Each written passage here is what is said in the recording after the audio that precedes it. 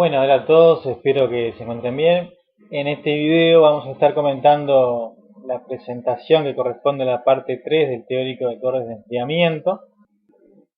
Y lo que vamos a ver en este video, en primer lugar, va a ser la incidencia que tienen algunas variables de operación en el número de unidades de transferencia requeridos para una torre de enfriamiento cuando queremos enfriar un determinado caudal de agua en un determinado rango de enfriamiento. Ese número de unidades de transferencia requeridos para la torre viene a ser una medida del tamaño que tiene que tener esa torre. Es decir, a mayor número de unidades de transferencia requerido, mayor va a ser el volumen de relleno que va a requerir la torre para llevar adelante ese servicio de enfriamiento. Luego de eso vamos a ver unos gráficos que ya lo utilizaron en el práctico y que sirven para hacer una estimación rápida y aproximada tanto de la sección transversal de la torre como de la potencia de energía que va a consumir el ventilador cuando queremos enfriar un cierto caudal de agua en determinadas condiciones. Acá la información de la sección de la torre y la potencia de consumo del ventilador es algo que siempre nos va a informar el fabricante cuando le compramos una torre. Pero a veces uno puede querer hacer estimaciones de estos parámetros incluso antes de ponerse en contacto con cualquier proveedor. Por ejemplo, si estamos pensando en comprar una torre de enfriamiento, tenemos que estar seguros de que tenemos espacio disponible en nuestra planta como para después instalar esa torre.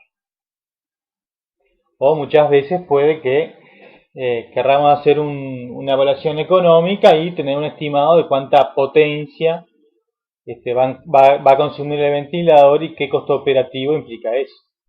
Sin ir más lejos, ustedes cuando hagan su proyecto industrial de fin de carrera, seguramente van a necesitar torres de enfriamiento para su planta industrial. Y bueno, quizás para planificar el layout de la planta y demás, les puede interesar tener una idea de qué superficie de terreno se requiere para instalar esas torres, y a lo que sin duda van a necesitar es todo el costo operativo que implica el funcionamiento de las torres, y ahí entre esos costos operativos está el consumo de potencia de los ventiladores. Y bueno, ahí estos gráficos les van a permitir hacer un estimado de estas variables sin ponerse en contacto con ningún proveedor. Luego vamos a ver cuáles son las variables básicas que uno tiene que definir y especificarle al fabricante cuando uno va a hacer la compra de la torre de enfriamiento. Y esas son las especificaciones de diseño. Luego vamos a hablar de la prueba de verificación de la capacidad de las torres, o sea, el test o ensayo de performance de las torres. Y por último vamos a ver algo sobre control en torres de enfriamiento. Y vamos a ver algo sobre control de la temperatura del agua fría, actuando sobre el ventilador de la torre de enfriamiento. Y vamos a ver algo sobre control de la calidad del agua de circulación. Muy brevemente, pero lo vamos a ver. Bueno, y vamos a comenzar a ver entonces la influencia de las condiciones de operación en el número de unidades de transferencia requeridas. Entonces, para todos los análisis que vienen a continuación, lo que vamos a utilizar son estos gráficos, donde acá lo que tenemos en abscisas es la temperatura. Acá TL2 es la temperatura a la que ingresa el agua caliente y TL1 es la temperatura del agua fría. Luego tenemos la línea de equilibrio, que lo que representa es la entalpía que tiene el aire cuando está saturado en función de la temperatura que tenemos en las abscisas. Acá fíjense que para la entalpía del aire que ingresa a la torre, o sea para Hg1, estamos tomando su valor igual a la entalpía del aire saturado a la temperatura de bulbo húmedo que tenemos en el ambiente. Eso recuerden que es porque cuando recorremos una línea de saturación adiabática, que podemos considerarla como una línea de temperatura de bulbo húmedo constante, la entalpía del aire cambia muy poco. Por tanto, la entalpía del aire saturado a la temperatura de V1 del aire ambiente, va a ser muy parecida a la entalpía que realmente tiene el aire ambiente. Bueno, y en este gráfico luego lo que tenemos es la línea de operación que ustedes ya conocen, que me dice para cada sección donde la temperatura del agua tenga un valor P sub L, cuál es la entalpía que tiene el aire en esa misma sección de la torre. En esta línea de operación, el punto 1 va a corresponder a la base de la torre, y ahí necesariamente ese punto 1 le tiene que corresponder la entalpía del aire ambiente, Hg1, y la temperatura del agua fría, TL1. Y lo otro que tienen que recordar es que la pendiente de esta línea de operación está dada por la relación L sobre G. Y ustedes ya saben bien que para cualquier sección de la torre, donde la temperatura del agua sea T sub L, el potencial para el enfriamiento del agua que tenemos en esa sección de la torre es la diferencia vertical que tenemos entre la línea de equilibrio y la línea de operación.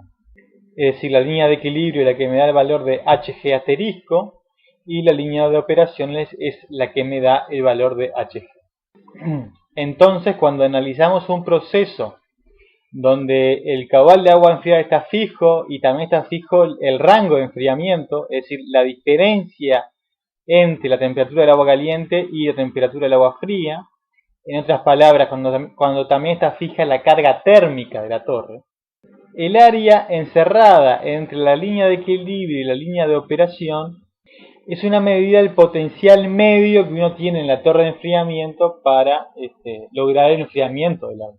Es decir, cuanto más grande sea esta área, quiere decir que más alejada está la línea de operación de la línea de equilibrio, y por tanto mejor va a ser el potencial para transferencia, y por tanto menor va a ser el número de unidades de transferencia requeridos en la torre. En otras palabras, como tengo un potencial más grande, voy a requerir menor volumen de relleno en la torre. Entonces, en lo que viene a continuación, nos vamos a fijar en el área encerrada porque el rango de enfriamiento está fijo.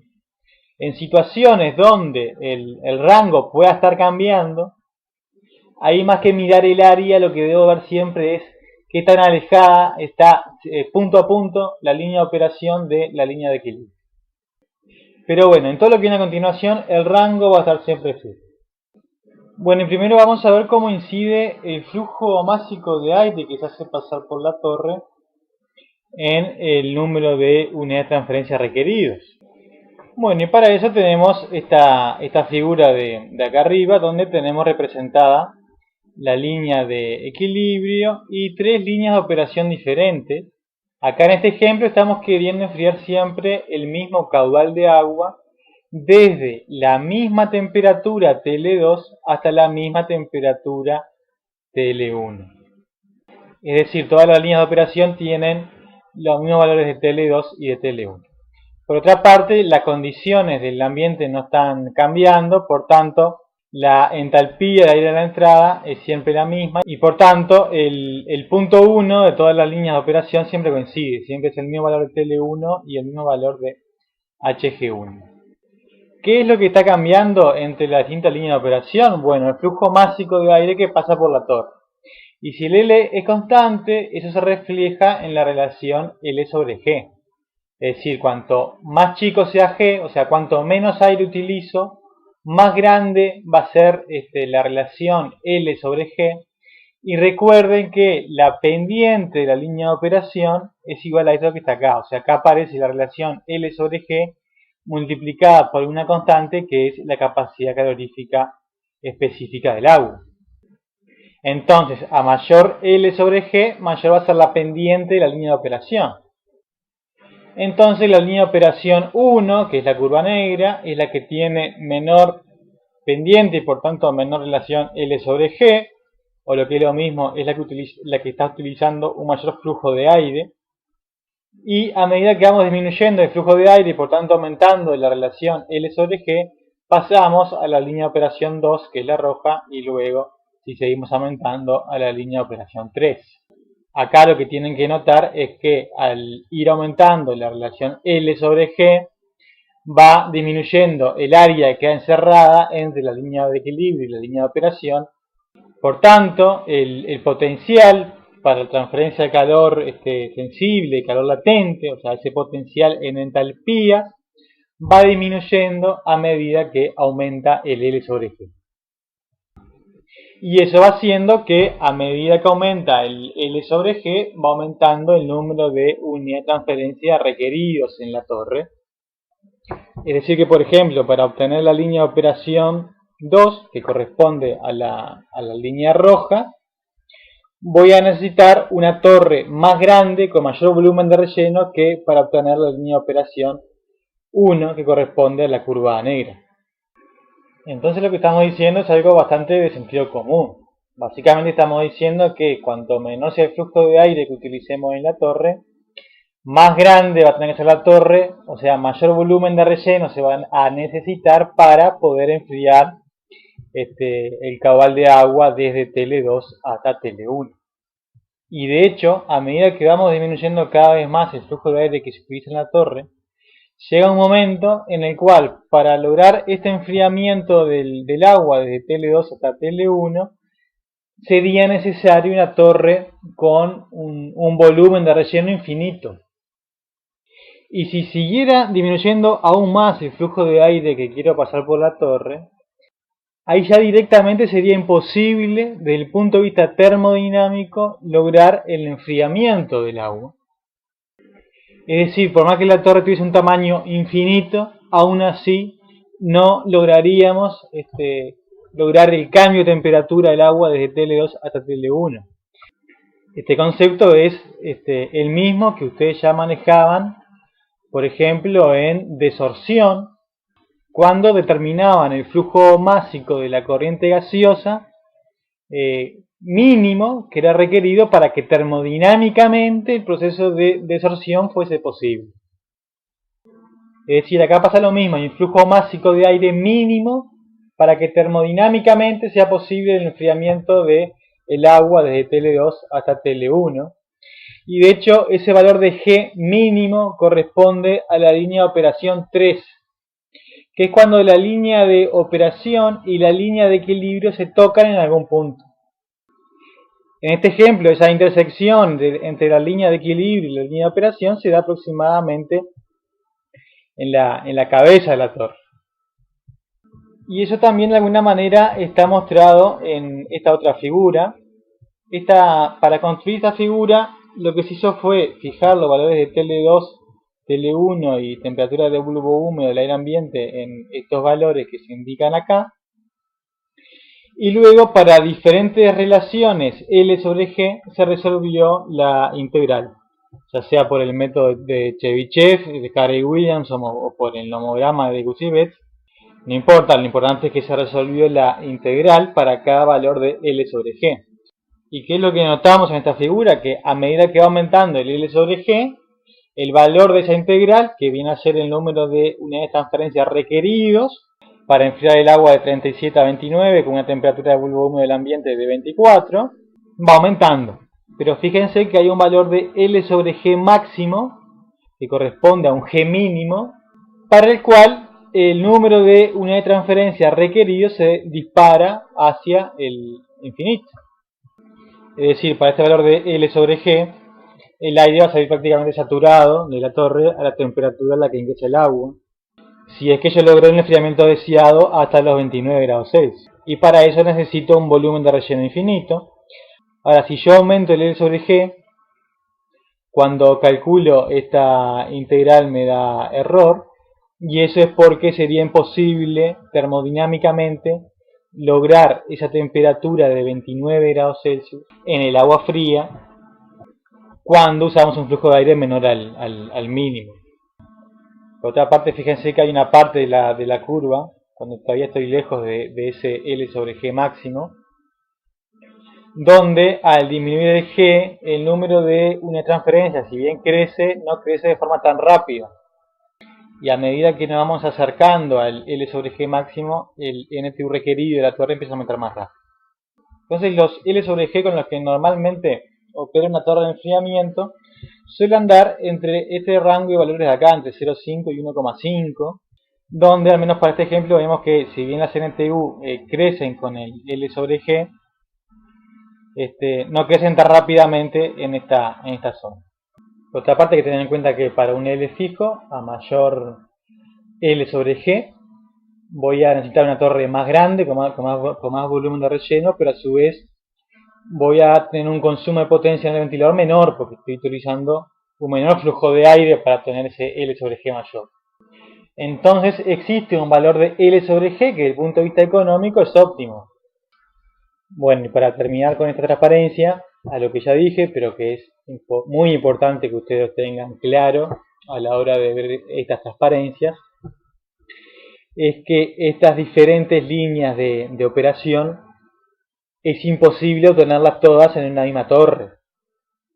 Porque recuerden que para obtener la línea de operación 2, correspondiente a la curva roja, necesito una torre más grande que la que se requiere para obtener la línea de operación 1, que es la negra, y la línea de operación azul, que es la 3, ella requiere de hecho una altura de relleno infinita, que obviamente no va a ser una situación que se tenga en la práctica.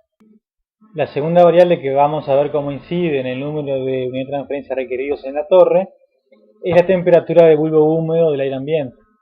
Y acá nuevamente queremos seguir enfriando siempre el mismo caudal de agua desde la misma temperatura de entrada del agua caliente TL2 hasta la misma temperatura final TL1. En este caso usamos el mismo flujo de aire en ambas situaciones, por eso la pendiente de las dos líneas de operaciones que se muestran son iguales. Y lo que cambia es la temperatura de bulbo húmedo del aire ambiente, y eso hace que cambie la entalpía del aire ambiente. Acá tenemos Hg1, es la entalpía que le corresponde al aire cuando su temperatura de bulbo húmedo es TW1, y H'G1 es la entalpía que le corresponde al aire a una temperatura de bulbo húmedo T'W1, que es mayor a la que teníamos originalmente. Entonces vemos cómo la línea de operación se desplaza hacia arriba, es decir, se acerca más a la línea de equilibrio, por tanto el potencial para la transferencia disminuye y se va a requerir, por tanto, una torre de mayor volumen, o sea, aumenta el número de unidades de transferencia requeridas. Bueno, ¿y qué se ve acá a la derecha? Acá lo que tenemos son, además de la curva característica de una torre de enfriamiento dada, lo que tenemos y que se ve acá en estas curvas crecientes, son curvas de número de unidades de transferencia requeridos en función de L sobre G para condiciones fijas de temperatura del agua caliente y temperatura del agua fría. Y cada curva corresponde a un valor de temperatura de bulbo húmedo del ambiente diferente. Entonces pueden ver que en esta figura para cada una de las curvas acá aparece un numerito donde a la curva más de arriba le corresponde un valor de 2 y a la curva más de abajo le corresponde un valor de 35. Bueno, ¿qué está indicando ese valor numérico? Lo que está indicando es la aproximación, que recuerden es la diferencia entre la temperatura del agua fría y la temperatura de bulbo húmedo del ambiente. Acá la temperatura del agua fría está fija en 90 grados Fahrenheit. Entonces, la curva de arriba, que corresponde a una aproximación de 2 grados Fahrenheit, corresponde, por tanto, a una temperatura de bulbo húmedo de 88 grados Fahrenheit. En cambio, la curva más de abajo, que le corresponde a una aproximación de 35 grados Fahrenheit, está construida para una temperatura de bulbo húmedo de 55 grados Fahrenheit. Es decir, 90, que es la temperatura de agua fría, menos 35, me da la temperatura de bulbo húmedo a la que corresponde esta curva, que como dije, da un resultado de 55 grados Fahrenheit. Entonces lo que quiero que vean acá es cómo para un mismo valor de L sobre G, cuando nosotros disminuimos la aproximación, o lo que es lo mismo en este caso, aumentamos la temperatura de bulbo húmedo del aire ambiente, el valor de NTU requerido se hace más grande. Es decir, a medida que aumenta la temperatura de bulbo húmedo, estas curvas se desplazan hacia arriba. Entonces, por ejemplo, podemos comparar que para un valor de L sobre G de 0,5, cuando se calculan las NTU requeridas y la aproximación es de 35, se tiene un valor menor a 0,25, como pueden ver acá. En cambio, si para ese mismo valor de L sobre G calculamos las NTU requeridas para enfriar el agua de 110 grados Fahrenheit a 90, con una aproximación de solamente 2 grados Fahrenheit, o sea, una temperatura de bulbo húmedo de 88 grados Fahrenheit, ahí las NTU requeridas son mayores a 2,5. Es decir, las NTU aumentan más de 10 veces cuando pasamos de una temperatura de bulbo húmedo de 55 grados Fahrenheit a una temperatura de bulbo húmedo de 88 grados Fahrenheit. Esta comparación obviamente pueden hacerla para cualquier valor de L sobre G.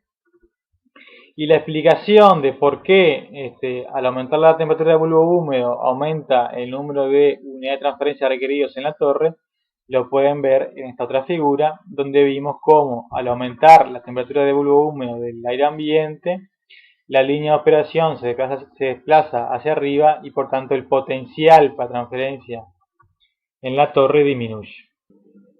Bueno, y en esta otra transparencia también evaluamos cómo incide la aproximación en el número de unidades de transferencia requeridos en la torre, pero a diferencia del caso anterior, donde la aproximación estaba cambiando porque lo que cambiaba era la temperatura de bulbo húmedo del aire ambiente, mientras que la temperatura del agua fría permanecía constante, acá es al revés, es decir, la aproximación está cambiando porque lo que está cambiando es la temperatura del agua fría, mientras que la temperatura de bulbo húmedo en el ambiente es constante.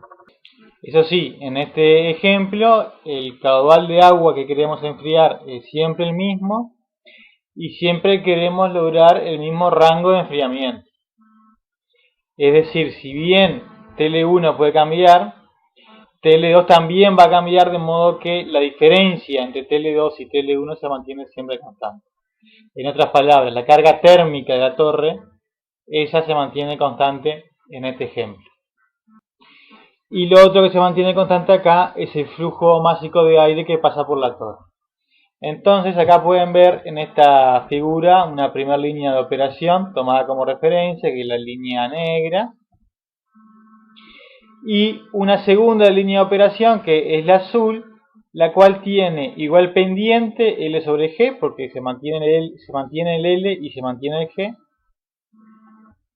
Tiene el mismo rango de enfriamiento, es decir, la longitud de la curva es la misma que tiene la línea de operación negra. Y fíjense cómo la entalpía del aire a la salida de la torre es la misma para ambas líneas de operación. Eso es porque la carga térmica de la torre y el G son los mismos para ambas situaciones. Entonces, por balance de energía del lado del aire en la torre, tenemos que la carga térmica es igual al flujo másico G por la diferencia de entalpías del aire al pasar por la torre. Entonces, si Hg1 es constante porque las condiciones del ambiente no cambian, el G se mantiene igual y la carga térmica también se mantiene igual, entonces la entalpía a la que sale el aire de la torre en ambas situaciones es la misma.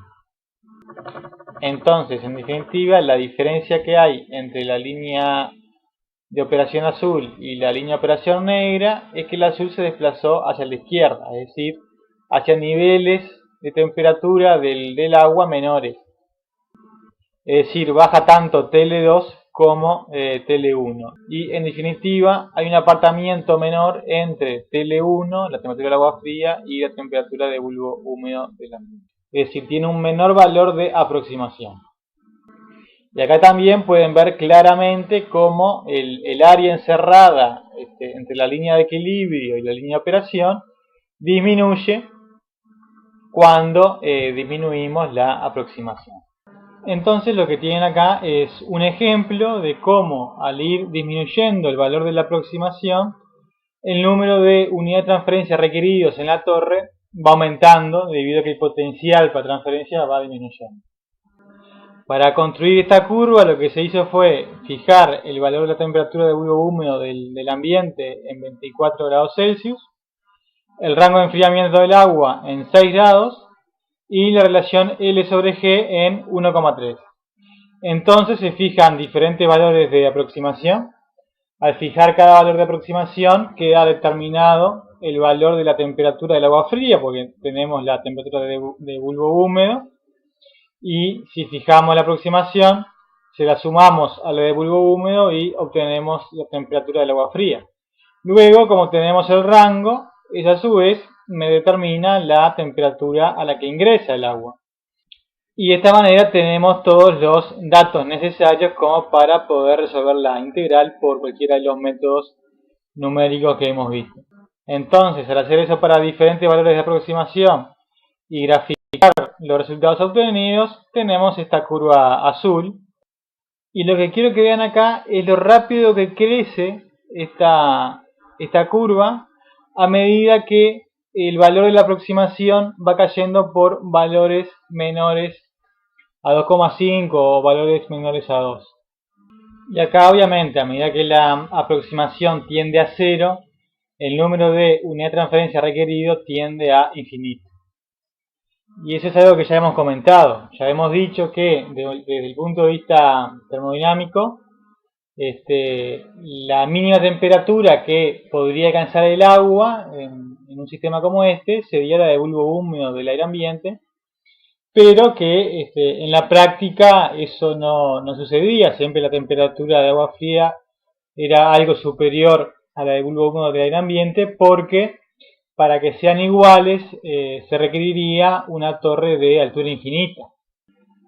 Después, otra cosa que quiero que vean en esta gráfica es que si inicialmente, por ejemplo, supongamos que tenemos una aproximación de 8 grados Celsius y quisiéramos bajar ese valor de aproximación en 1 grado Celsius, o sea, pasar a una nueva aproximación cuyo valor sea de 7 grados Celsius, el incremento en el número de unidades de transferencia requeridos para lograr eso no es tan grande. En cambio, fíjense qué pasa si inicialmente yo tengo una aproximación de 3 grados Celsius, o sea, ya tengo la temperatura del agua fría bastante próxima a la del bulbo húmedo, y yo quiero también bajar en 1 grado ese valor de aproximación, o sea, pasar a un valor de 2. Ahí ya el número de unidades de transferencia requeridos en la torre aumenta bastante. Es decir, que para lograr esa mejora de 1 grado en el valor de la aproximación, ya necesito pasar a una torre mucho más grande. Eso no pasaba cuando quería pasar de un valor de aproximación de 8 a 7. Y ni que hablar si quisiera pasar de un valor de 2 a un valor de 1. Se incrementaría todavía muchísimo más el número de unidades de transferencia requeridos. Y esa es un poco la razón por la cual en la práctica una torre de enfriamiento rara vez opera con un valor de aproximación menor a 5 grados Fahrenheit, como dice ahí. Es decir, 5 grados Fahrenheit son aproximadamente unos 2,8 grados Celsius. Y eso es porque las torres de enfriamiento no están diseñadas para operar en esta zona con bajas aproximaciones, porque eso resultaría totalmente antieconómico, ya que para un determinado caudal de agua a enfriar se necesitaría un tamaño de torre muy grande. Bueno, y la última variable operativa cuya incidencia en el número de unidades de transferencia requeridos por la torre vamos a analizar es la presión total.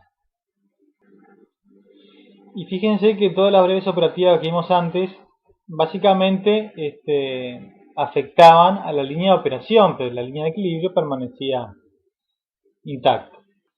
Ahora bien, cuando lo que está cambiando es la presión total en el sistema, acá va a cambiar la línea de equilibrio. Es decir, esa curva que me representa la entalpía que tiene el aire saturado en función de la temperatura depende de la presión total. Y para entender cómo varía, entonces en esta figura se tiene esta curva de equilibrio azul, que correspondería al caso en el que la presión total es una atmósfera, es lo habitual para una torre de enfriamiento que opere en Montevideo.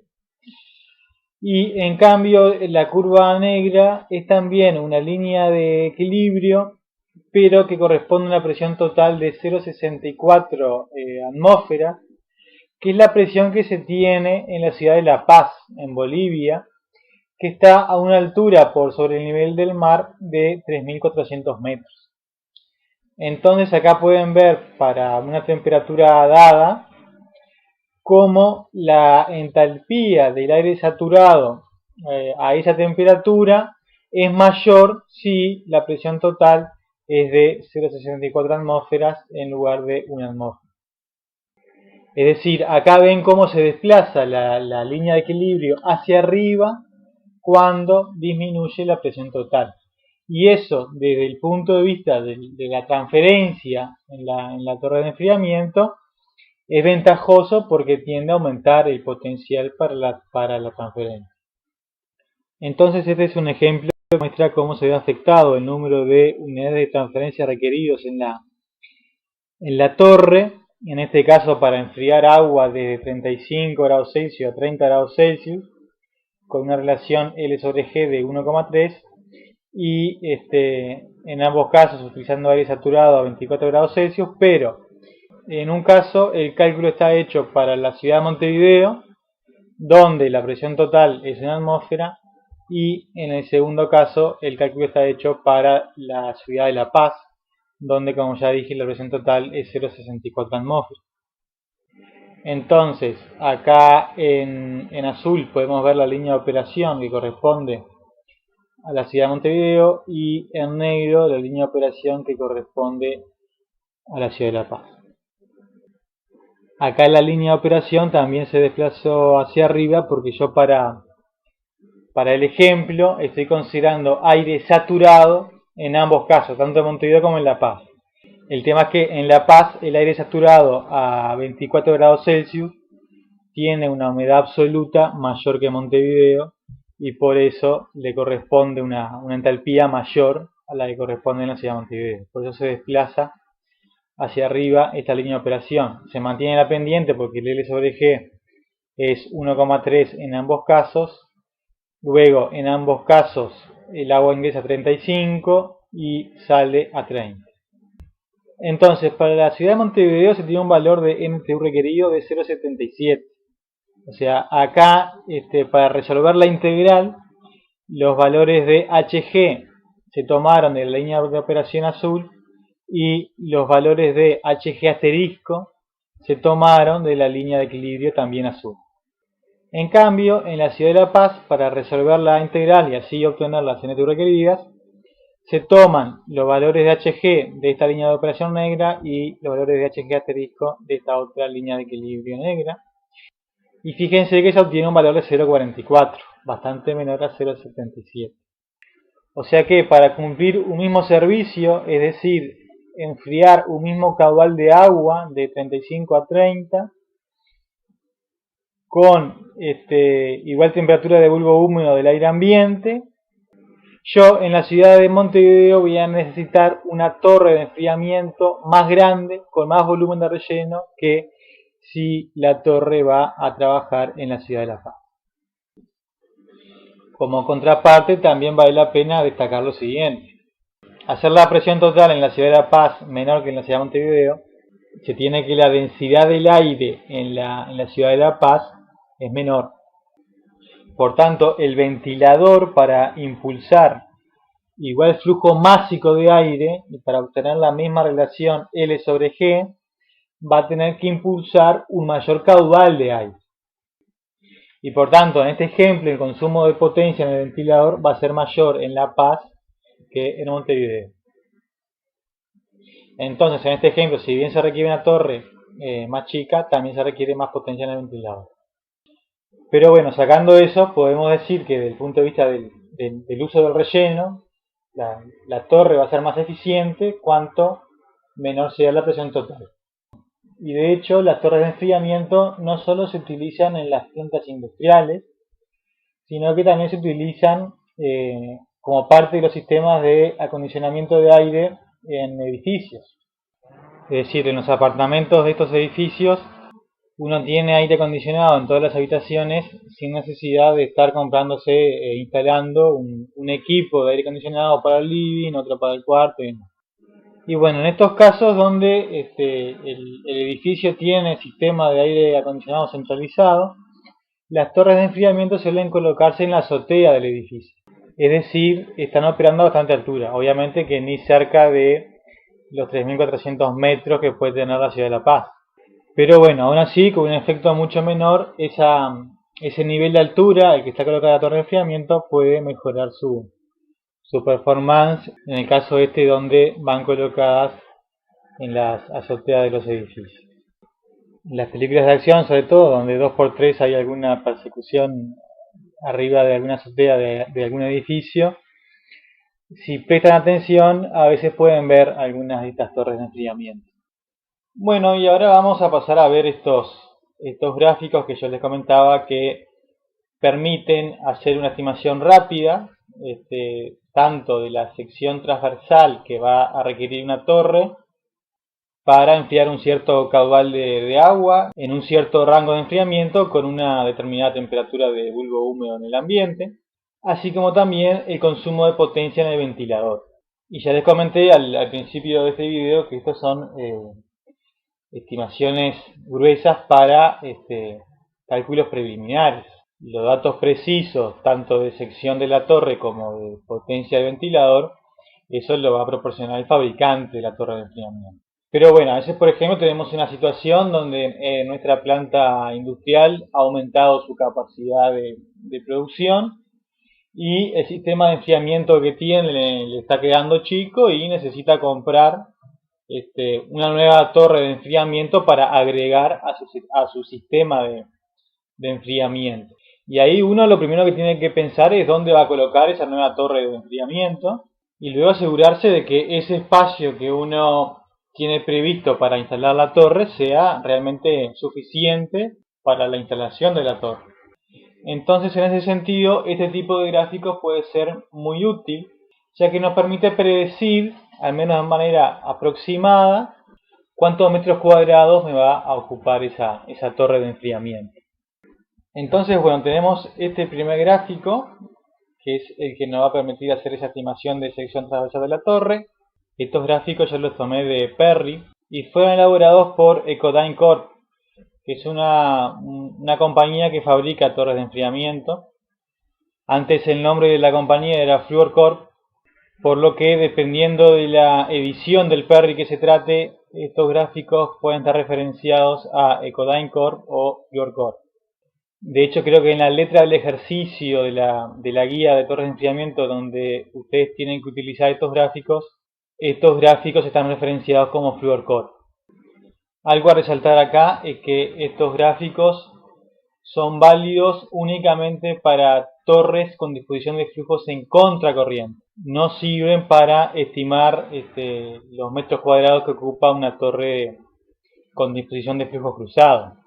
Y estos gráficos corresponden a torres bien diseñadas, que tienen una altura de relleno que está fija. En este caso, si el sistema de distribución de líquido es por aspersión ascendente, esa altura de relleno es de 24 pies. O también es válido el gráfico para alturas de relleno de 32 pies cuando se utiliza un sistema de distribución de tipo canalón. Y bueno, además de corresponder a una altura de relleno fija, el gráfico también está construido para un valor fijo de velocidad gravimétrica del aire atravesando la torre. Es decir, para un valor fijo de G, expresado en libras de aire seco por hora y por pie cuadrado de sección transversal de la torre.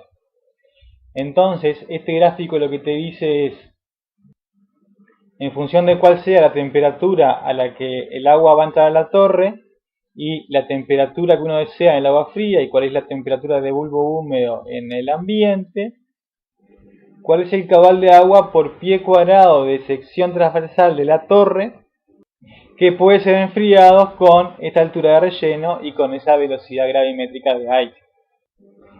Entonces, al obtener la cantidad de agua que se puede enfriar por pie cuadrado de sección transversal, si conocemos el caudal total de agua que tenemos que enfriar, obtenemos de esa manera la sección transversal de la torre. Y acá tenemos un ejemplo, que es el mismo ejemplo que está en el Perry, en el cual deseamos enfriar un caudal de agua de 2000 galones por minuto desde una temperatura de 102 grados Fahrenheit hasta una temperatura de 78 grados Fahrenheit y la temperatura de bulbo húmedo del ambiente es de 70 grados Fahrenheit. Entonces, para usar el gráfico, primero se traza una recta que pase por el valor de TL1 y el valor de TL2. Es decir, el valor de TL2 lo ubico en esta escala graduada, o sea, ubico el valor de 102 grados Fahrenheit y acá ubico el valor de 78 grados Fahrenheit para el valor de temperatura del agua fría y ahí trazo la recta que une este punto con este. Es esa recta en color turquesa. Y luego lo que hago es pararme en la paramétrica que corresponde a la temperatura de bulbo húmedo del ambiente, que en este caso es 70 grados Fahrenheit, o sea, es esta curva que estoy marcando acá, y la intersección con la recta turquesa que acabo de trazar es en este punto, y acá lo que hago es seguir esta paramétrica que pasa por ese punto, que es el que me da el valor de concentración de agua, que es justamente el caudal de agua que es posible enfriar por cada pie cuadrado de sección transversal de torre, que en este caso me da un valor de 2 galones por minuto por cada pie cuadrado de sección de torre. Entonces, si yo necesito enfriar 2000 galones por minuto y por cada pie cuadrado de sección transversal solamente puedo enfriar 2 galones por minuto, la sección transversal de la torre S va a ser el resultado de 2000 dividido 2, o sea 1000 pie cuadrado. Bueno, y continuando con este ejemplo en donde queremos enfriar estos 2000 galones por minuto de agua desde 102 a 78 grados Fahrenheit, y donde ya hemos determinado qué sección transversal se requiere para una torre estándar que tiene la altura de relleno indicada acá y que maneja el flujo de aire por pie cuadrado de sección transversal de torre al que corresponde este gráfico. Y ahora lo que queremos es determinar cuál va a ser el consumo de potencia en el ventilador. Y para eso vamos a utilizar estos gráficos que también son de CodeIgnCorp y que lo encuentran también en Perry junto con el gráfico anterior. Estos gráficos se utilizan en forma conjunta. Entonces, bueno, si vamos a hacer el cálculo para una torre que tiene una sección transversal de 1000 pie cuadrado, que es la que obtuvimos del gráfico anterior, quiere decir que yo para producir el enfriamiento deseado de estas 2000 galones por minuto de agua, voy a poder utilizar una torre con la altura de relleno estándar y con ese flujo de aire por pie cuadrado de sección transversal también estándar. Entonces acá en este gráfico voy a utilizar un valor de 100% para el porcentaje de performance de una torre estándar, donde torre estándar es la que cumple las características del gráfico anterior. Entonces acá para calcular el consumo de potencia simplemente lo que hago es trazar una recta entre el valor de 100, que corresponde al porcentaje de performance de la torre estándar, y que pase por este punto, y en este eje leo el valor de consumo de potencia por pie cuadrado de sección transversal de la torre. Y en este caso tengo un valor de 0,040 caballos de fuerza por pie cuadrado de sección transversal de torre. Y como la torre tiene 1000 pie cuadrados de sección transversal, multiplico esto por 1000 y me da 40 HP, que es el consumo de potencia que se va a requerir en una torre estándar para enfriar estos 2000 galones por minuto de 102 grados Fahrenheit a 78, cuando la temperatura de bulbo húmedo del ambiente es de 70 grados Fahrenheit. Ahora, ¿qué pasa si la torre comercial no tiene 1000 pie cuadrados de sección transversal, sino que por ejemplo tiene 910 pie cuadrados de sección transversal? Entonces acá con el valor de G estándar y con altura de relleno estándar, en una torre que tenga 910 pie cuadrados de sección transversal, no vamos a poder enfriar estos 2000 galones por minuto desde 102 a 78 grados Fahrenheit con esta temperatura de bulbo húmedo. Entonces, bueno, en este caso, si mantenemos la altura de relleno igual al de la torre estándar, el menor volumen de relleno que tenemos, debido a que tenemos una menor sección transversal de la torre, vamos a tener que compensarlo con un mayor flujo de aire para lograr este enfriamiento de los 2000 galones por minuto de agua de 102 a 78 grados Fahrenheit. Y como vamos a emplear una velocidad de aire mayor, un mayor flujo másico de aire, vamos a tener un consumo de potencia en el ventilador mayor. Bueno, ¿y cómo calculamos ese nuevo consumo de potencia que corresponde a una torre comercial con esta sección transversal de 910 pico grados? Bueno, primero calculamos el porcentaje de performance de una torre estándar, como se indica acá. Es la relación entre la sección transversal que tiene la torre estándar, que es de 1000 pies cuadrados, sobre la sección transversal que tiene la torre comercial, para la cual queremos calcular el consumo de potencia en el ventilador. Eso multiplicado por 100 me da este porcentaje de performance de la torre estándar. Un poco la idea ahí es que ahora, con un menor volumen de relleno, tenemos que disipar la misma carga térmica en la torre. Entonces se necesita una disipación de energía por unidad de volumen de relleno que es mayor en esta torre comercial respecto a la torre estándar. O sea, en este caso nos está dando que para cumplir este servicio de enfriamiento, esta torre comercial, por cada pie cúbico de relleno que contiene, debe disipar 10% más de energía que la torre estándar. Y eso lo vamos a lograr utilizando un mayor flujo de aire. Entonces, en definitiva, para usar el gráfico, una vez que tengo calculado este valor de 110%, ubico el punto acá y trazo nuevamente la recta que une ese punto con este punto que aparece acá en el nomograma, y ahí trazo la recta roja y acá le doy ahora el nuevo valor de consumo de potencia por pie cuadrado de sección transversal de la torre, que en este caso da un valor aproximado de 0,057 HP por pie cuadrado. Multiplicando eso por 910, que son los pies cuadrados de sección transversal que tiene esta torre comercial, me da que el consumo de potencia es de 51,9 HP. Es decir, esta torre comercial, respecto a la torre que es considerada como estándar, de acuerdo a Ecodyne Corp para la construcción del gráfico, va a tener menor volumen de relleno pero mayor consumo de potencia. Y bueno, estos ejemplos más o menos muestran cómo utilizar estos gráficos, que repito, le permite a ustedes tener valores preliminares tanto de la sección transversal de la torre como el consumo de energía en el ventilador. Bueno, y a continuación vamos a hablar un poco sobre las especificaciones de diseño para una torre de enfriamiento, que es algo que ustedes como futuros ingenieros de planta quizás tengan que definir para poder adquirir, o sea, para poder comprar una cierta torre de enfriamiento para cierto servicio. Como dice esta transparencia, ustedes en su vida profesional difícilmente tengan que en algún momento diseñar una torre de enfriamiento. Esa es una tarea que se la dejamos a la gente que realmente tiene expertise en eso, que son las empresas que proveen de estos equipos para las diferentes industrias. Es decir, ustedes como futuros ingenieros de planta van a ir adquiriendo experiencia en lo que es tecnología de producción, de lo que produzca la empresa en la cual trabajen. O sea, van a ser expertos en eso, pero no van a ser expertos en diseñar torres de enfriamiento. Pero sí, como ingeniero de planta les puede tocar tener que comprar una torre de enfriamiento.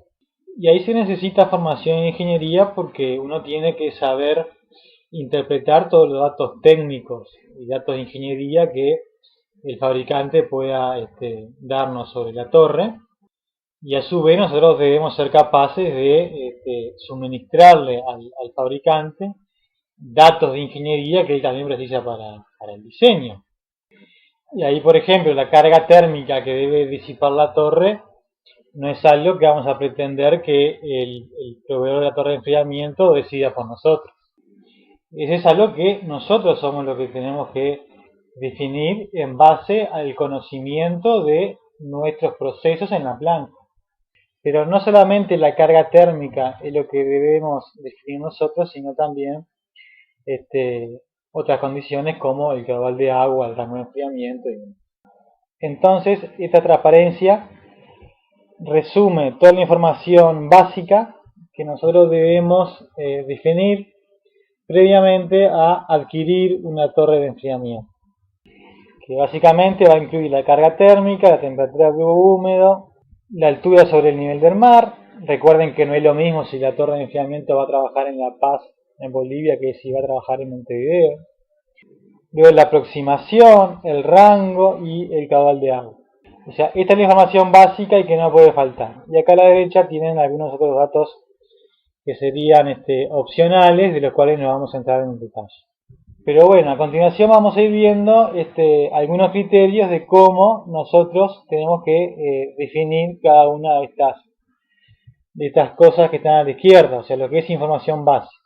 Y comencemos con la carga térmica de diseño. Y acá definir adecuadamente la carga térmica para adquirir la torre es sumamente importante. Porque si ustedes definen una carga térmica que es menor a la que realmente necesitan, una vez instalado todo el sistema de enfriamiento, en los meses más cálidos del año pueden tener problemas para poder llevar adelante sus procesos. Debido a que el sistema de enfriamiento le quedó chico y ustedes no pueden disipar toda la energía que sus procesos necesitan. Por otra parte, si definen una carga térmica que sea mayor a la que realmente necesitan, van a terminar adquiriendo una torre de enfriamiento que va a ser más cara de lo que ustedes realmente precisan. Entonces es importante hacer un esfuerzo para calcular cuál va a ser la carga térmica de diseño con la mayor precisión posible. Y acá debe ser calculada como la sumatoria de la carga térmica que aporta cada uno de los equipos a los que la torre prestará servicio en forma simultánea. Y si la carga térmica de la planta es variable, debe tomarse el pico de demanda máxima. Por otra parte, si en la planta están previstas futuras expansiones o incrementos de la producción, esto debe tenerse en cuenta a la hora de calcular esa carga térmica del diseño. Y bueno, para calcular la carga térmica que aporta un intercambiador de calor donde un cierto fluido de proceso es enfriado, ahí lo que uno necesita es, para la máxima capacidad de producción, saber cuál es el flujo másico de ese fluido de proceso que debemos enfriar, saber qué cambio de temperatura queremos en ese fluido, y por balance de energía calculamos la carga térmica que aporta ese intercambiador. Lo mismo si fuese un reactor continuo donde se lleva a cabo una reacción exotérmica y refrigeramos ese reactor con agua de enfriamiento. Ahí por balance de energía y conociendo el calor que libera la reacción y demás, calculamos la carga térmica que aporta ese reactor. A veces tenemos, por ejemplo, enfriamiento de máquinas que generan calor por fricción. Y ahí, bueno, para saber cuánto calor debemos retirar de esas máquinas, o sea, cuánto calor se genera por fricción, ahí tenemos que recurrir al fabricante que nos dé esa información de las necesidades de enfriamiento que requiere esa máquina. Y así, bueno, vamos haciendo la sumatoria del aporte a la carga térmica total que va haciendo cada uno de los equipos a los que la torre presta servicio. Y bueno, una vez definida la carga térmica, a través del conocimiento de nuestro proceso y luego de haber realizado los balances de energía correspondientes, es la hora de definir la temperatura de bulbo húmedo de diseño. Y acá algo que está clarísimo es que la temperatura de bulbo húmedo del ambiente no es algo que sea constante, sino que es algo que va variando según la hora del día. Para un día cualquiera, la temperatura de bulbo húmedo de la noche seguramente va a ser menor que al mediodía. Pero no solo varía la temperatura de bulbo húmedo con la hora del día, sino que a su vez varía y mucho según el día del año. No es lo mismo la temperatura de bulbo húmedo un día de invierno que un día de verano. Entonces acá el tema es, siendo la temperatura de bulbo húmedo en realidad algo tan variable, cómo hacemos para definir un valor para el diseño. Donde ahí lo que tenemos que hacer es especificar un único valor. Y a su vez, algo que es muy importante dejar en claro para el fabricante de la torre de enfriamiento es si le estamos especificando una temperatura de bulbo húmedo de diseño para el ambiente o si le estamos especificando una temperatura de bulbo húmedo de diseño de ingreso a la torre, que no es necesariamente lo mismo.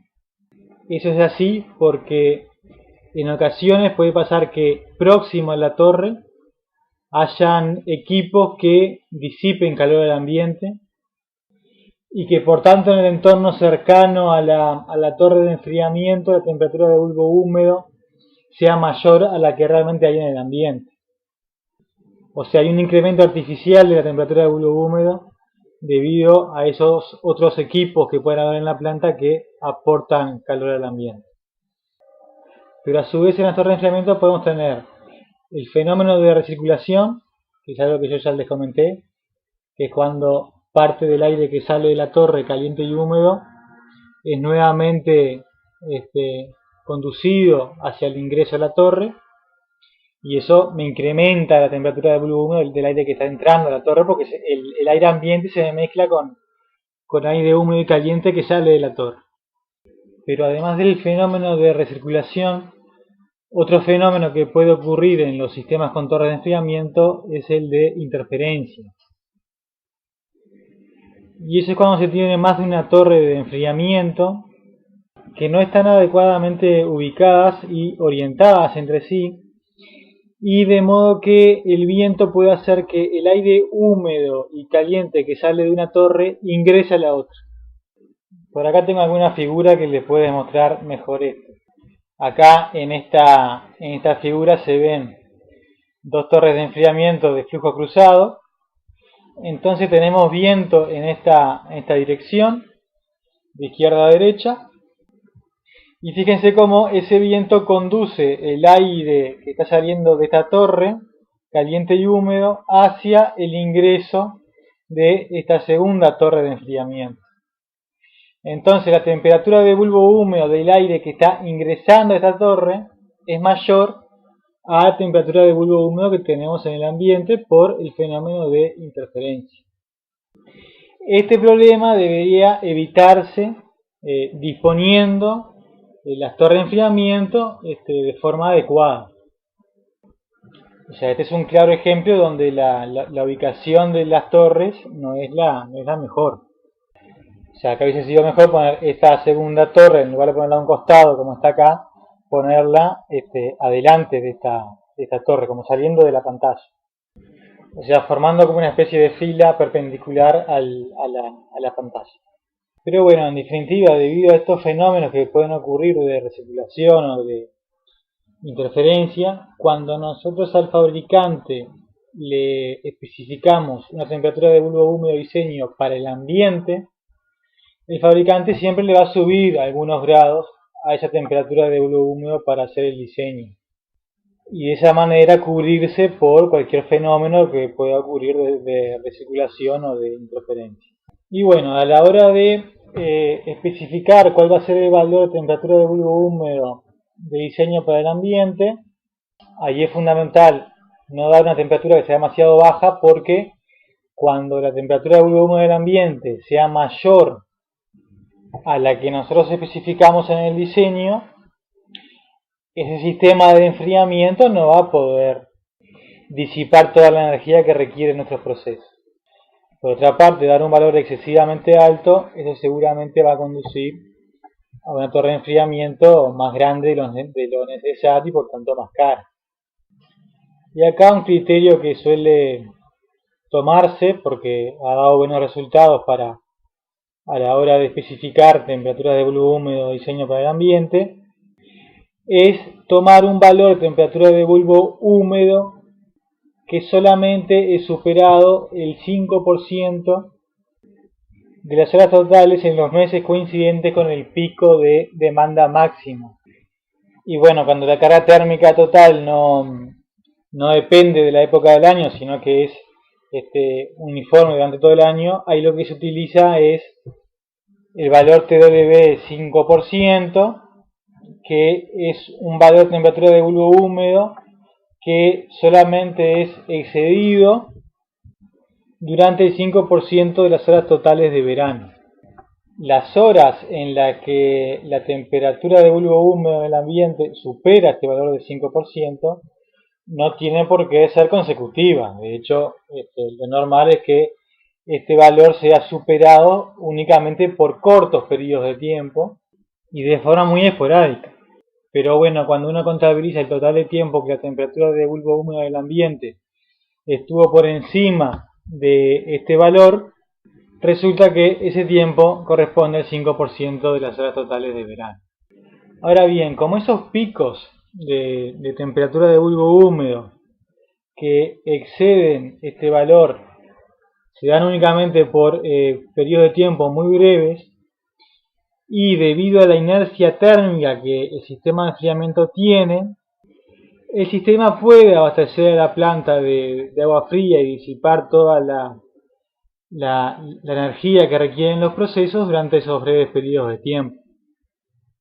Es decir, si bien hacer la temperatura de bulbo en el ambiente mayor a la de diseño, eso va a tender a hacer que la temperatura del agua fría que sale de la torre empiece a aumentar, pero como ese tiempo en el que la temperatura de bulbo húmedo del ambiente permanece por encima del valor de diseño es tan corto, no da tiempo a que el agua alcance un nivel de temperatura que impida la correcta disipación de energía de los procesos que la torre presta servicio.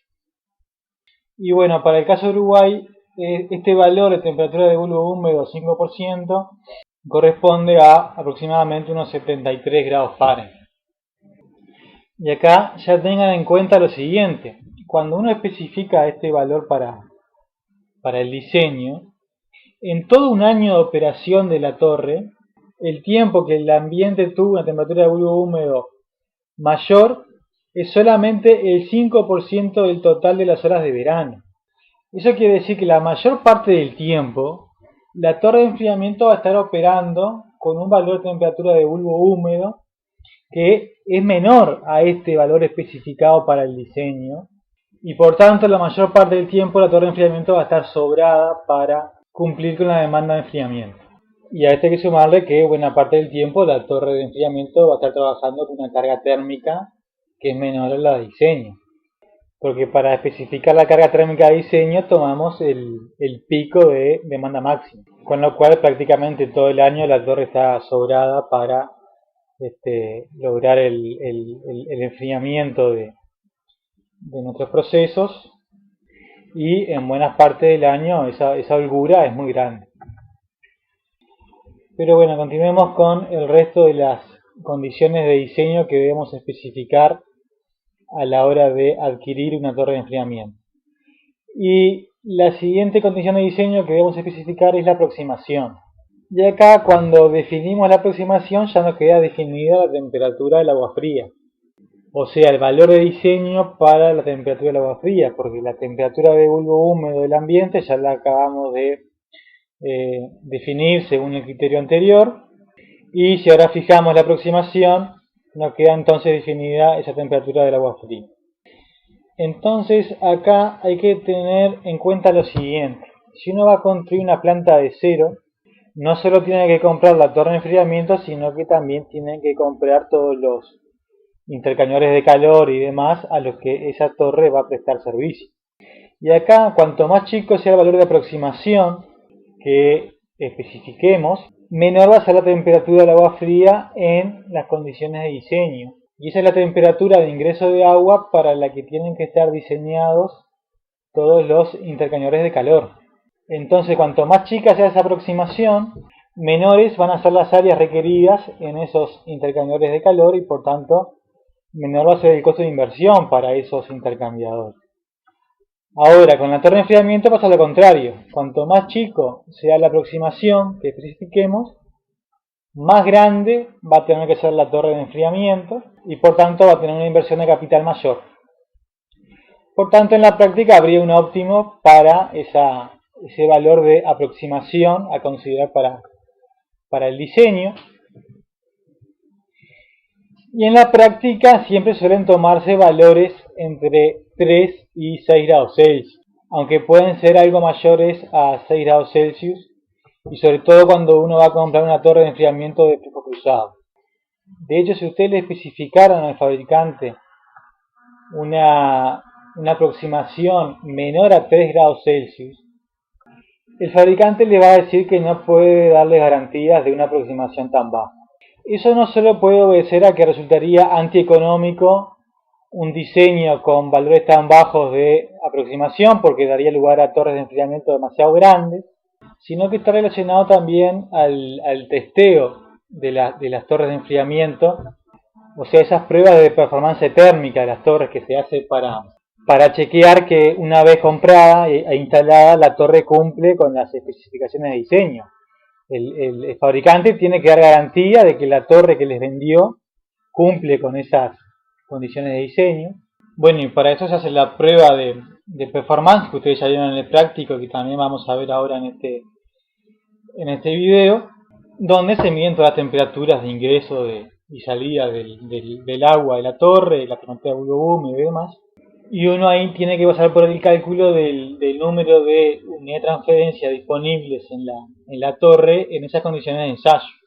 Y para eso lo que hace es resolver la integral, como ustedes ya vieron. Ahora ya vimos en este video que para valores muy bajos de aproximación, el resultado que da esa integral, que lo habíamos visto en esta curva, el resultado de la integral para valores de aproximación muy bajos es muy sensible a pequeños cambios en la aproximación.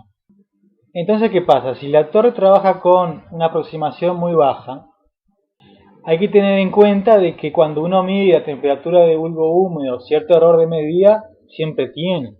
Y si el valor promedio en las lecturas que uno tiene fuese ligeramente inferior al verdadero valor de la temperatura de bulbo húmedo, cuando uno va a hacer los cálculos va a utilizar un valor de aproximación que es mayor al real. Y cuando va a resolver la integral para hallar el número de una transferencia en la torre, le va a dar un valor que es bastante más chico que el que realmente tiene la torre. Entonces el fabricante ahí se come tremendo garrón, porque la torre no le pasa la prueba de performance y en realidad la torre puede estar operando perfectamente. Y en realidad no le dio bien la prueba porque un pequeño error en la medición de la temperatura de bulbo húmedo, asociado a que se está trabajando en una zona donde el valor de la integral es muy sensible a ese valor de temperatura de bulbo húmedo, hizo que se tenga un error muy grande en la estimación de ese número de unidades de transferencia disponibles en la torre en las condiciones de ensayo, y en realidad por eso es que la torre no pasó la prueba. Entonces, para evitarse ese problema, los fabricantes de torre de enfriamiento no diseñan sus torres para que puedan trabajar con aproximaciones tan bajas, sino que prefieren que sus torres trabajen en este rango de valores de aproximación, donde el valor de la integral no es tan sensible a ese valor de aproximación. Entonces, cuando se haga la prueba de performance de la torre, si en esas condiciones la torre está trabajando con una aproximación que ande por acá, un pequeño error en la medición, ya sea en la medición de la temperatura de bulbo húmedo, del aire que ingresa a la torre o de la temperatura del agua fría, no va a incidir tanto en el valor de NTU disponible que se calcula luego a partir de la integral. Entonces, de esa manera el fabricante corre menos riesgo de que su torre no pase la prueba de performance debido a la falta de precisión al tomar las medidas durante la realización del ensayo. Pero bueno, en definitiva, este es más o menos el rango habitual dentro de lo que se va a ubicar el valor de aproximación en las condiciones de diseño.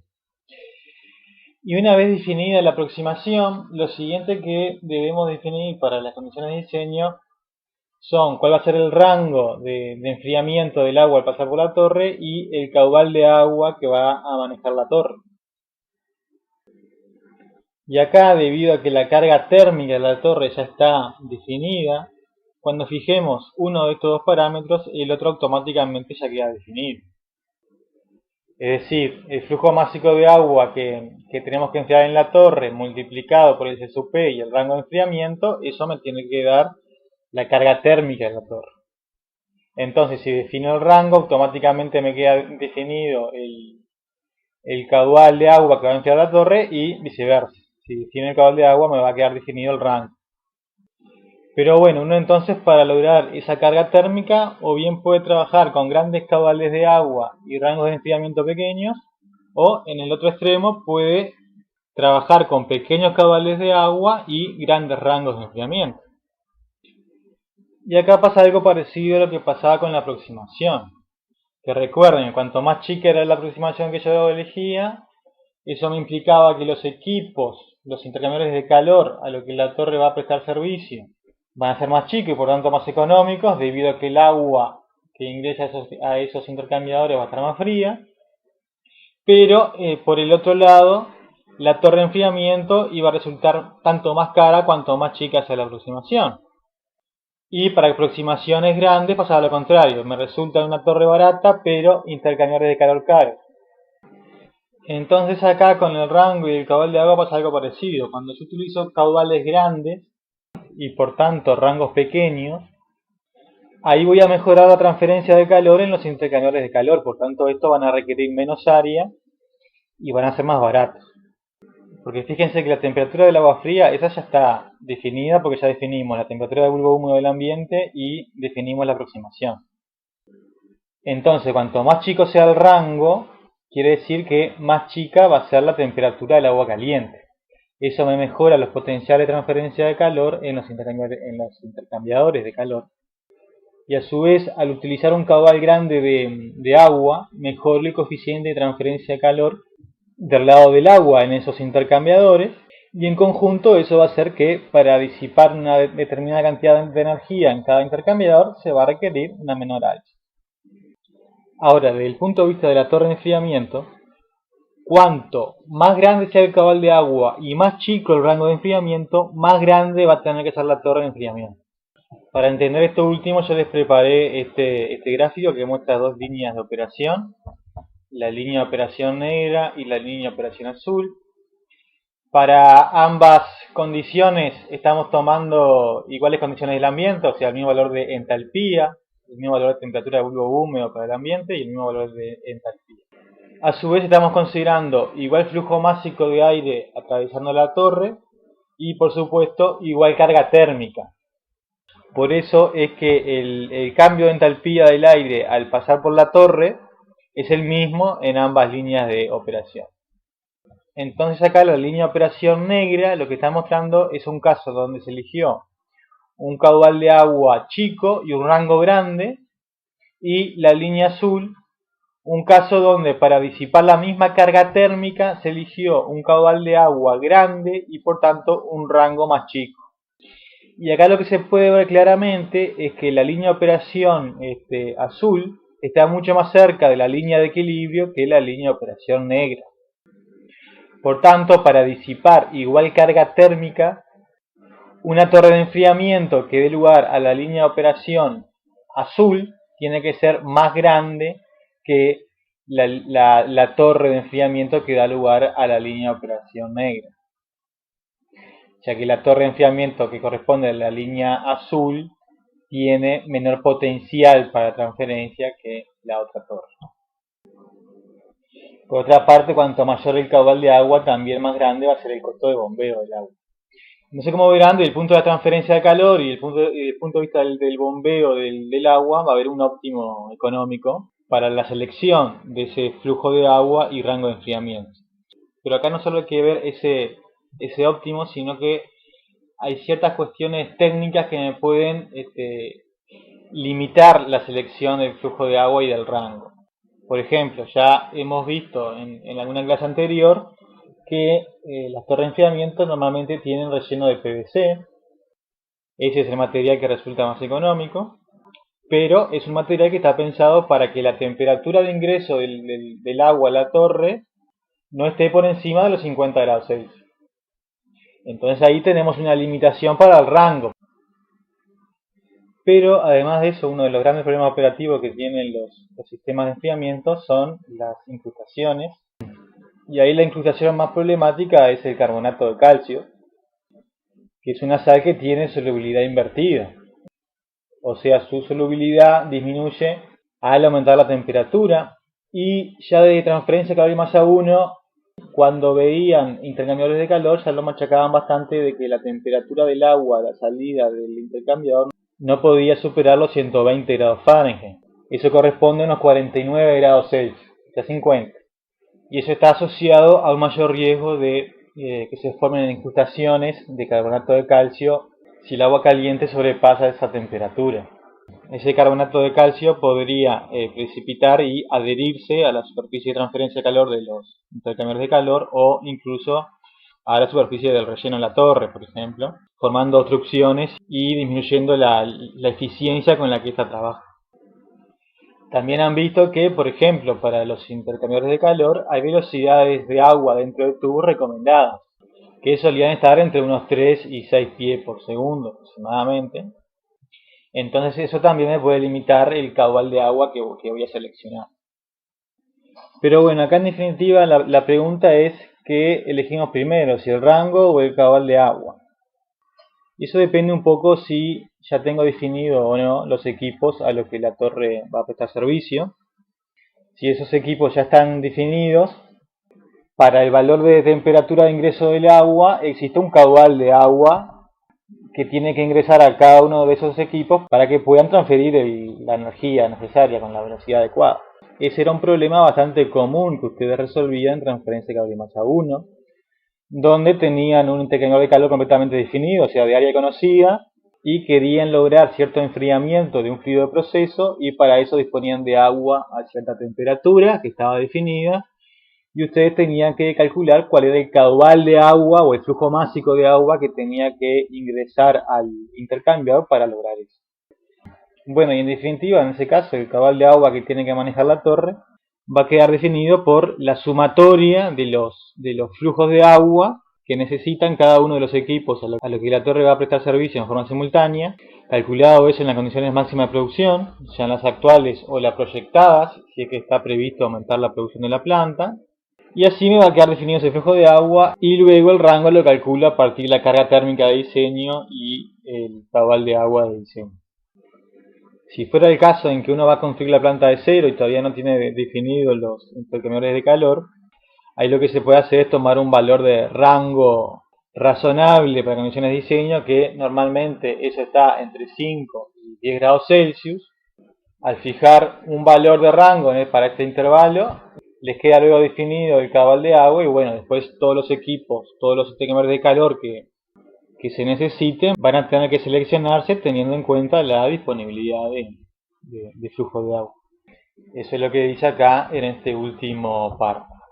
Y por último, algo que también debe decidirse, aunque esto también puede decidirse con la ayuda del fabricante, son el número de celdas o módulos que va a utilizar el sistema.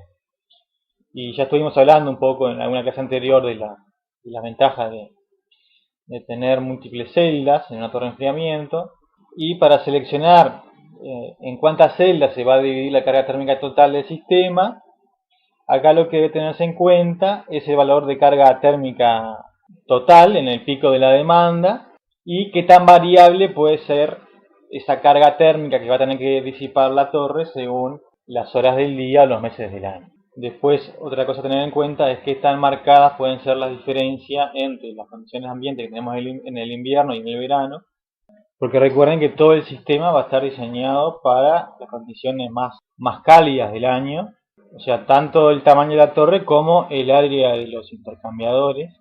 Y en invierno, si no se regula la capacidad de enfriamiento que tiene la torre, el agua de enfriamiento va a estar disponible a una temperatura mucho menor que para la que fueron diseñados los intercambiadores de calor. Entonces ahí a lo mejor necesito un flujo de agua en esos intercambiadores menor. Y eso va a hacer que yo de repente tenga que cambiar el caudal de agua que recircula en el sistema. Pero hay que tener presente que el sistema de distribución de líquido y también el relleno están diseñados para un cierto caudal de agua caliente de diseño, Y si bien la torre puede soportar variaciones de ese caudal de agua dentro de ciertos rangos, si uno se aparta demasiado del caudal de agua de diseño, pueden aparecer problemas operativos o la torre puede perder performance. Y acá se demuestran algunos ejemplos. Primero acá se describen los problemas que pueden aparecer por un caudal de agua demasiado grande, que ahí tenemos, en el caso de las torres de enfriamiento de flujo cruzado, puede haber un aumento del nivel en la bandeja de agua caliente del sistema de extracción de líquido por gravedad, que puede provocar incluso que el agua se desborde de la bandeja de agua caliente. En los sistemas de distribución por presión, con aspersores, al aumentar mucho el caudal de agua va a aumentar también la presión en el sistema de distribución de líquido y eso me va a afectar el patrón del spray formado y por tanto la distribución del líquido sobre el relleno. Y a su vez un aumento excesivo del caudal de agua que se alimenta la torre va a provocar un aumento del hold up de líquido en el relleno, o sea, la fracción del volumen de torre que es ocupada por líquido, eso es el hold up, aumenta. Y eso hace que el espacio que tiene el aire para fluir disminuya, o sea, disminuye el área de flujo para el aire, y eso aumenta la resistencia al paso del aire, por tanto, el ventilador no va a poder seguir mandando el mismo flujo másico de aire, porque está aumentando la pérdida de carga en el sistema, y al usar la torre un menor flujo de aire pierde capacidad de enfriamiento. Y en casos muy extremos, pero esto ya tiene que ser una animalada lo que se sube el caudal de agua de ingreso a la torre, podría llegar a ocurrir incluso la inundación de la torre. Luego, bueno, problemas por caudal de agua demasiado bajo, que sería la situación que sería más común. Es decir, si tuviéramos que usar un flujo de agua mucho mayor al que especificamos en el diseño, eso solo podría ser así si nos quedamos cortos con el dimensionamiento de ya sea o de los intercambiadores de calor o de la torre de enfriamiento. Por ejemplo, si a la hora de especificar la carga térmica de diseño especificamos un valor demasiado bajo, o sea, un valor menor al real, o si a la hora de especificar la temperatura de bulbo húmedo especificamos un valor demasiado bajo, entonces tenemos épocas del año donde el sistema no da abasto para el enfriamiento y tenemos que aumentar el agua de recirculación, pero sería un caso no tan común. En cambio, bueno, usar un caudal de agua más bajo que el de diseño, eso podría ser común, sobre todo en el invierno, cuando el sistema está muy sobrado para enfriar los procesos de mi planta. Bueno, ¿y qué problemas pueden aparecer ahí? Bueno, en el caso de los sistemas de distribución con aspersores, el bajo caudal de agua va a implicar una disminución de la presión en el sistema de distribución de líquido y de esa manera no se va a lograr una buena aspersión del agua y la distribución del agua sobre la superficie del relleno va a ser deficiente. A su vez, cuando se baja mucho el caudal de agua que ingresa a la torre, es más fácil que los aspersores puedan obstruirse. Y bueno, una distribución insuficiente sobre el relleno va a hacer que queden partes secas y el volumen de la torre no se va a estar utilizando de manera eficiente. Bueno, ¿qué tanto se puede variar el caudal de agua en una torre de enfriamiento?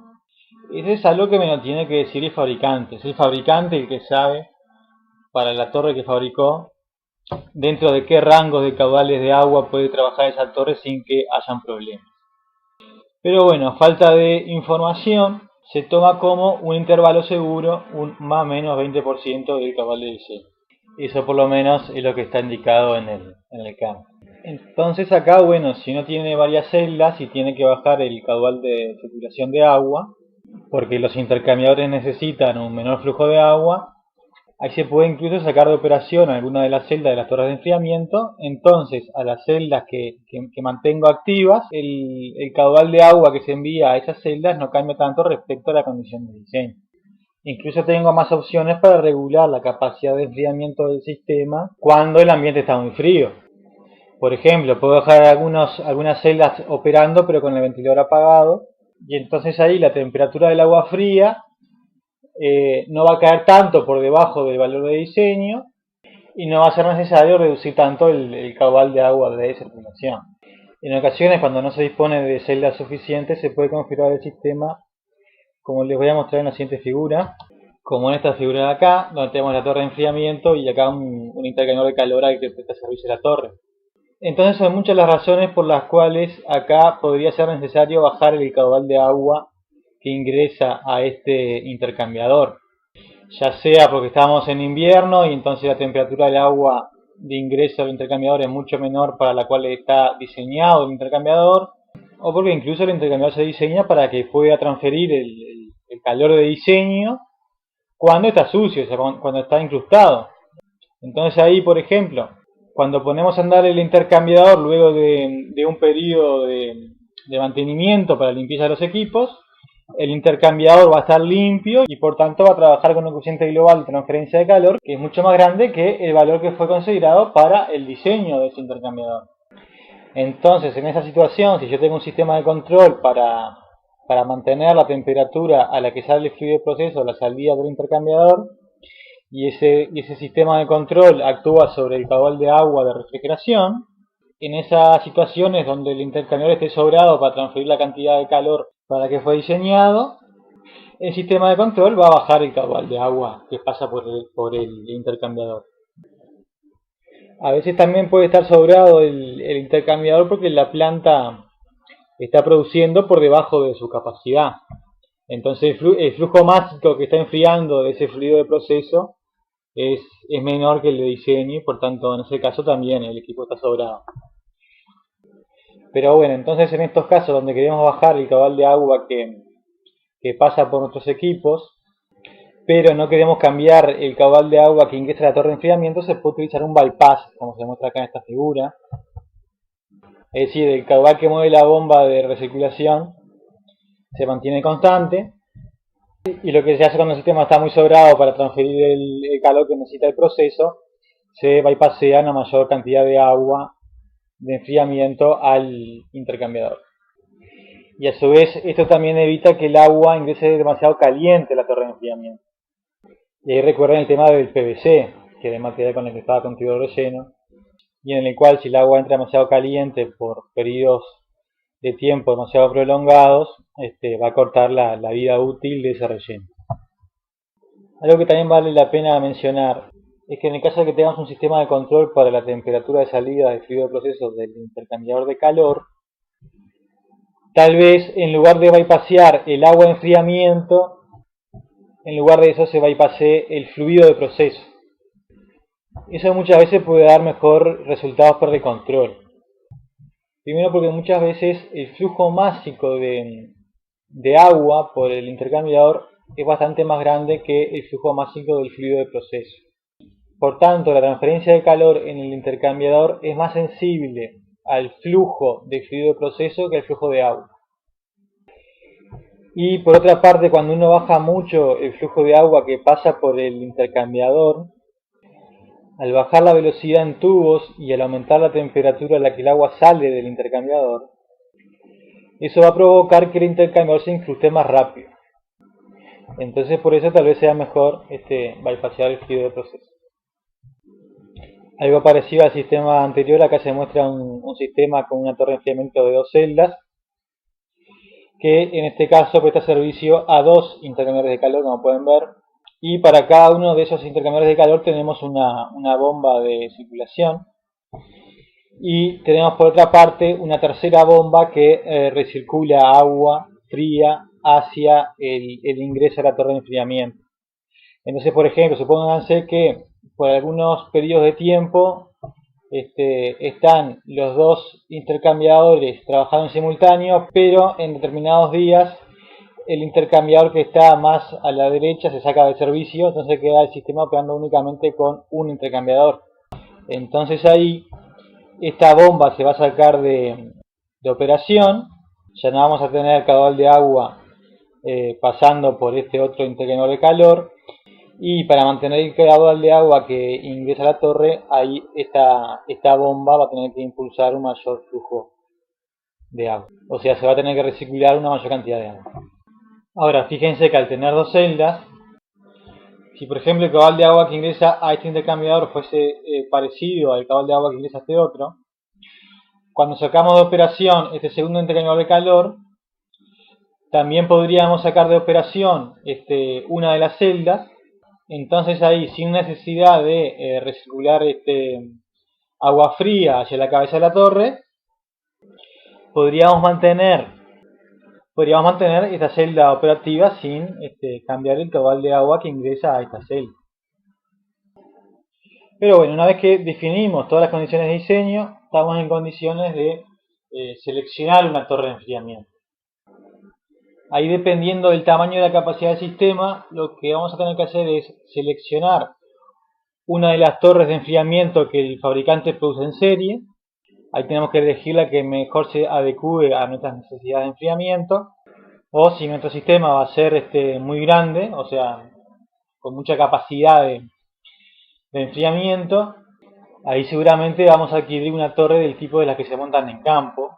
Es decir, tenemos que informarle al fabricante cuáles son todas las condiciones de diseño para la cual queremos la torre, y el fabricante va a construir una torre a medida para nuestras necesidades y la va a construir directamente en nuestra planta industrial, donde la torre va a quedar operando. O sea, en este último caso la tarea terminó. Ya definí cuáles son las condiciones de diseño, ahora el diseño y la instalación de esa torre está en manos del fabricante. Ahora, si lo que voy a usar son del tipo de torres que se fabrican en serie, ahí tengo que elegir la torre, y ahí voy a tener que ir a las tablas de selección o gráficos que me proporcione el fabricante para poder seleccionar la torre más adecuada. Ahí las tablas que se pueden encontrar son de este tipo que se muestra acá. O sea, esto es una tabla para una torre de una misma serie y hay diferentes modelos, donde los modelos se diferencian entre sí por la capacidad de enfriamiento que tiene la torre. Y como ven, la información que tiene esta tabla es la siguiente. Para diferentes condiciones de temperatura del agua caliente, temperatura del agua fría y temperatura de bulbo húmedo, el fabricante lo que me dice para cada modelo es qué caudal de agua puede enfriar la torre para esas condiciones. O sea, acá en este ejemplo me da el caudal de agua en litros por segundo. Entonces, para seleccionar la torre, ¿qué voy a hacer?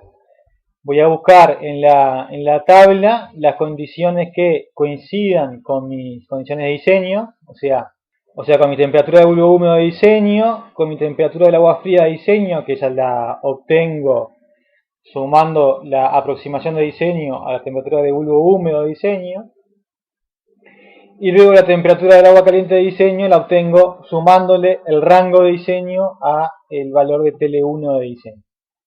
Y luego tengo que buscar el modelo de torre que me dé un caudal de agua que coincida con mi caudal de diseño. Yo acá les estoy mostrando únicamente un pedacito de tabla. En realidad el fabricante va a tener más modelos de torre de enfriamiento y mucho más columnas en estas tablas. O sea, mucho más condiciones entre las que yo pueda encontrar mis condiciones de diseño. Y acá abajo tienen, a su vez, para cada uno de los modelos, algunos otros datos de ingeniería de las torres de enfriamiento. Ahí tienen, por ejemplo, las dimensiones, el diámetro del ventilador, la potencia nominal del motor del ventilador. Y esta es información general que uno tiene incluso hasta sin ponerse en contacto con el proveedor, únicamente visitando su página web. Y es la información básica que uno va a manejar y en base a la cual va a decidir si selecciona una torre de enfriamiento de este fabricante o busca otra marca de torre de enfriamiento, o sea, otro fabricante. Y bueno, para eso nos fijaremos, además del precio, las dimensiones que tenga la torre, la potencia de consumo del ventilador y demás.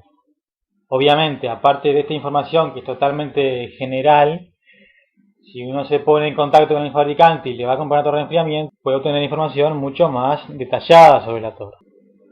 Algo que se indica acá, como pueden ver, es el flujo de aire que mueve el ventilador. En este caso está expresado en caudal. Está indicado para qué condiciones de densidad del aire está expresado ese caudal. Esta tabla que les estoy mostrando es de un fabricante real. Hay algunas cosas que hemos visto en estas clases que ustedes pueden ir chequeando con estos datos de este fabricante. Por ejemplo, pueden comparar los resultados que le da los gráficos de Codain Corp para la sección transversal de la torre y potencia del ventilador con los datos que proporciona este fabricante. Es decir, tomen algún valor de este caudal de agua, lo pasan a galones por minuto y luego utilizan el gráfico que vimos con estos valores de temperatura de agua caliente, temperatura de agua fría y temperatura de bulbo húmedo para calcular la concentración de agua y con los galones por minuto que tienen calcular la sección de torre que estima el gráfico de Codain Corp y lo pueden comparar con el producto acá del largo por el ancho de la torre y comparar qué tan buena o qué tan mala es la estimación que hace ese gráfico. Lo mismo después si calculan con el gráfico siguiente la potencia del ventilador, lo pueden comparar con los valores de potencia nominal que les da el fabricante acá en esta tabla. Algo que también pueden chequear con estos datos de este fabricante es esta ecuación que habíamos visto en la parte 2 del teórico de torres de enfriamiento, que decía que cuando el G constante, las NTU disponibles en una torre de enfriamiento dada, podíamos relacionarla con la relación L sobre G según esta expresión, donde tenemos una constante C y una constante M, cuyos valores C y M son constantes para una torre determinada.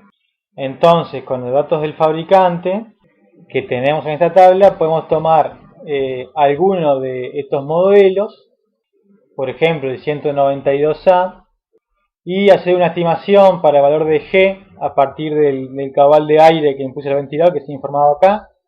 O sea, para eso tienen que asumir algún valor de densidad para el aire. Ahí pueden tomar un metro cúbico por kilogramo o la densidad que corresponda a condiciones ambiente. Y así para cada uno de estos valores de L que ustedes tienen acá, pueden calcular la relación L sobre G. Y a su vez para cada una de las columnas, como tienen todos los datos necesarios, temperatura de agua caliente, temperatura del agua fría y temperatura de bulbo húmedo, pueden calcular el valor de la integral, por ejemplo por Carey Williamson, Chebyshev o el nomograma de Gutierrez, y luego graficar los valores de NTU que se obtienen al resolver la integral contra los valores de L sobre G. Y de ese gráfico van a poder chequear que se cumpla la funcionalidad propuesta para las NTU en función de L sobre G y a su vez determinar los valores de las constantes C y M para este modelo de la torre de esta serie.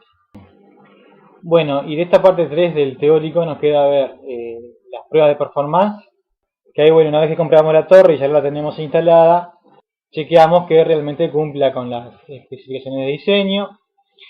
Luego nos queda ver algo sobre control del agua fría, ahorrando energía en los ventiladores, y control de calidad del agua de recirculación. O sea, no es mucho lo que queda, pero este primer video de la parte 3 del teórico yo lo voy a terminar por acá. Así ustedes lo pueden ir viendo mientras yo voy grabando lo que resta de esta parte del teórico. Y a su vez eso permite que el video no quede tan largo y que sea tan pesado para ustedes después verlo completo. No quiero que se me duerman a la mitad del video. Pero bueno, así que corto por acá y en breve les subo un video más donde terminamos de ver eso que les comenté. Bueno, hasta luego.